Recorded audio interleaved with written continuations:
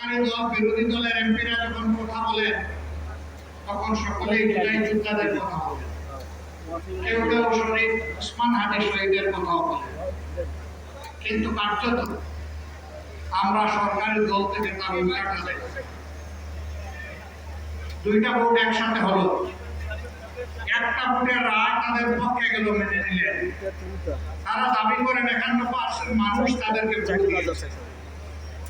আরেকটা ভোটে জনগণ 70 বা গণভোটে হা বলেছে। তারা 51% মানেন, কিন্তু 70% মানেন। এটা লজ্জা, এটা দুঃখ। ওই 70%-এর রায় যদি বাস্তবায়ন হবে, বাংলাদেশ থেকে সত্যিকার অর্থে সেদিনই স্বৈরতন্ত্র বা ফ্যাসিবাদ বিদায় নেবে। বিএনপি প্রত্যেকটি বিষয়ে পতিত পালিয়ে যাওয়া ফ্যাসিবাদের রাস্তা ধরে হাঁটা শুরু করেছে। আমরা একসাথে মজলুম ছিলাম।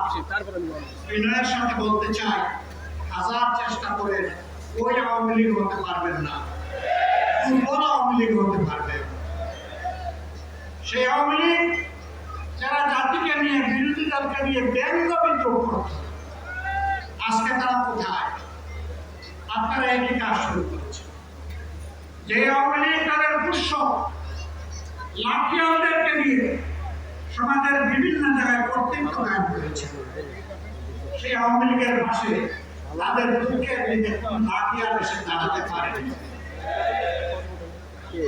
আফসোসের বিষয়, রাষ্ট্রের মৌলিক যে সমস্ত জায়গায় পরিবর্তন দরকার, সুশাসন কায়েমের জন্য, সত্যিকারের স্বাধীনতার স্বাদ জনগণকে দেওয়ার জন্য, প্রত্যেকটি বিষয়ে বিএনপি বিরোধিতা করে চলছে।